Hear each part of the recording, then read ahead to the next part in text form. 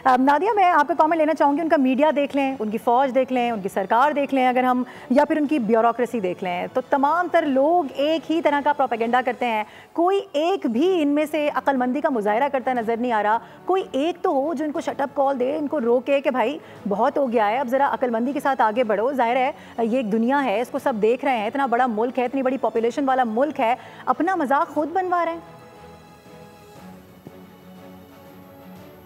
Thank you very much मारू।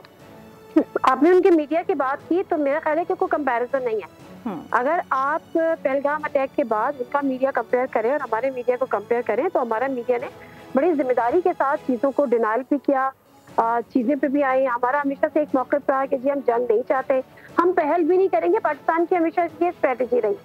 लेकिन अगर उनके मीडिया की बात करें तो वो तो बहुत हिस्टोरिकल मीडिया बनकर सामने आया। और मुझे तो ये लगता है कि शायद उनकी अपनी गवर्नमेंट को और मोदी को इतना ज्यादा गवर्नमेंट ने प्रेशराइज किया कि उनकी मोदी सरकार ये भूल गई कि उनका मुकाबला किससे है। जबकि माजी में उनको पता है कि उनके साथ क्या हो चुका है। 2019 में किस तरह से अभिनंदन को चाय पिलाई गई थी और आज DGI ने उसका हवाला भी दिया। तो ये चीजें मेरा ख्याल है कि वहां पर चूंकि मोदी का हम अगर बैकग्राउंड की बात करें, बुचर ऑफ गुजरात कौन नहीं जानता, उनको बुचर ऑफ गुजरात के नाम से वो जाने जाते हैं, उनकी पहचान है। यही वो अमेरिका था जो उनको वीजा नहीं देता था और उनको अलाउ नहीं करता था कि वो अमेरिका के अंदर एंटर हो। लेकिन बहरहाल ये माजी है, अगर आपने माजी से कुछ सबक नहीं सीखा है तो उसमें गलती हमारी नहीं है, गलती उनकी है। अब बहरहाल इस वक्त जो सूरत हाल है वो मैं इतना जरूर कहूंगी कि सूरत हाल जो है वो काफी हद तक तशवीशनाक है। चाहे वो फॉल्स फ्लैग ऑपरेशन के इल्जामात लगा, पाकिस्तान पे जो इल्जामात जिन ऑपरेशन के लगा रहा है या जिन अटैक्स के लगा रहा है, जिन फॉल्स फ्लैग ऑपरेशन के लगा रहा है, उसकी आड़ में वो बहुत कुछ कर सकता है, वो बहुत कुछ करना चाहता है और वो शायद बहुत कुछ करेगा भी। हम जो बात कर रहे हैं ना कि हम देखिए जब पहले मिसाइल अटैक हुए उसके बाद बड़ा कैटेगोरिकली DGI ने भी कहा, हमारे डिप्टी प्राइम मिनिस्टर इसहाक डार साहब ने भी कहा कि हमने तो अभी जवाब दिया ही नहीं है। हमने तो सिर्फ अपने आप को डिफेंस करते हुए, अपना डिफेंस करते हुए हमने उसको रोका है। जो हमने उनके जहाज गिराए, जो उनके राफेल गिराए, उसको ज्यादा अच्छा नाम जो है हम रॉ फेल का दे सकते हैं। तो हमने तो अभी जवाब देना है।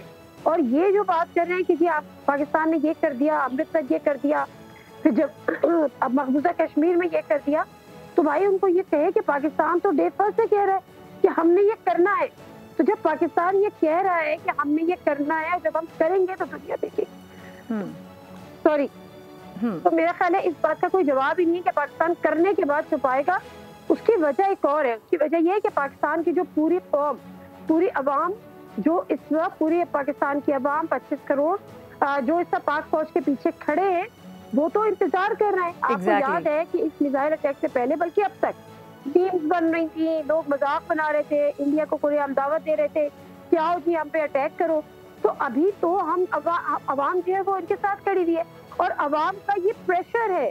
देखिए अवाम तो इंतजार में है कि हम सख्त तरीन जवाब उनको कब देते हैं। बिल्कुल नादिया, आपने देखा होगा भी हाल ही में जब परसों से हम ये चीज़ देख रहे हैं, एक रोज़ कबल से जब ये सारा मामला दोबारा से गर्म हुआ है और ये स्ट्राइक की गई है, तो अब बाकायदा तौर पे हम देख रहे हैं कि जो लोग हैं उनकी जानिब से ऐसी ट्वीट्स की जा रही हैं, ऐसी पोस्ट की जा रही हैं कि जवाब दो, हम तुम्हारे साथ हैं, आगे बढ़ो, हम तुम्हारे साथ हैं, रिटेलिएट करो। यानी हमारे अवाम बिल्कुल तैयार हैं, उनको मालूम है कि ये रिटेलिएशन होना है।